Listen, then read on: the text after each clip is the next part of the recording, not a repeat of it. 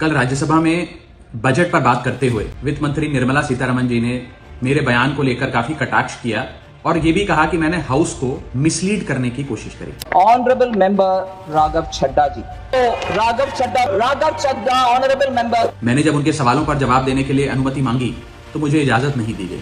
इसीलिए मैंने सोचा कि इस वीडियो के माध्यम से सीधा वित्त मंत्री जी से बात करूं और दूध का दूध पानी का पानी करने का प्रयास करूं। सबसे पहले तो मैंने अपने दिए गए भाषण में जो यूनियन बजट 2025-26 पर मैंने बात रखी, उसमें कई मुद्दे उठाए थे, जैसे कि रेल यात्रियों से जुड़े समस्याएं, जैसे कि मिडिल क्लास के फाइनेंशियल चैलेंजेस, जैसे कि डोनाल्ड ट्रंप एडमिनिस्ट्रेशन द्वारा लगाए जा रहे ड्यूटीज एंड टैरिफ्स और गिरते हुए रुपये की बात रखी। इन विषयों पर वित्त मंत्री जी ने कोई जवाब नहीं दिया, लेकिन हाँ, मेरे द्वारा समझाए गए इनकम टैक्स रिबेट के एक उदाहरण को लेकर उन्होंने कई सारे बयान दे डाले। सबसे पहले तो मैं बताना चाहूंगा कि मैंने जो बात कही थी, मैं आज भी उस पर पूरी तरीके से कायम हूं। ये 12 लाख रुपए की जो टैक्स रियायत दी जा रही है सरकार द्वारा, ये ना ही टैक्स एग्जेम्पशन है, ना ही टैक्स डिडक्शन है, सिर्फ और सिर्फ टैक्स रिबेट। यानी कि 12 लाख रुपए से ऊपर अगर आप आमदनी कमाते हैं एक वित्तीय वर्ष में, तो आपको अपनी पूरी आमदनी पर इनकम टैक्स भरना पड़ेगा। मेरे इस कॉन्सेप्ट को समझाने के लिए दिए गए उदाहरण को वित्त मंत्री जी ने टेक्निकली उसे उलझाने का प्रयास किया, उसमें मार्जिनल टैक्स रिलीफ का कॉन्सेप्ट जोड़कर यह सिद्ध करने की कोशिश करी कि मेरा उदाहरण गलत था।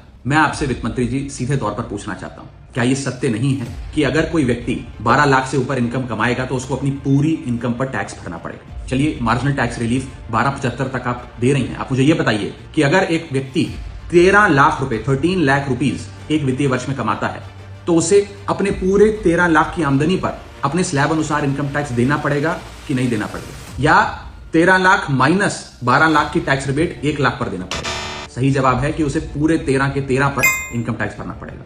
मान लीजिए कोई शख्स 12,76,000 रुपए कमाता है साल का, तो उसे पूरे 12,76,000 पे इनकम टैक्स भरना पड़ेगा, ना कि मात्र 76,000 रुपए जो उसने 12 लाख रुपए के ऊपर कमाए। ये टैक्स रिबेट का कॉन्सेप्ट समझाने के लिए मैंने एक उदाहरण दिया था और मैं आज भी उस पर कायम हूं कि 12 लाख रुपए से यदि 1 रुपया भी आप फालतू कमाते हैं तो आपको अपनी पूरी इनकम पर इनकम टैक्स देना पड़ेगा। मेरे उस बयान को लेकर वित्त मंत्री जी ने मुझ पर काफी व्यक्तिगत हमले भी किए, मेरे बारे में व्यक्तिगत टिप्पणियां करी।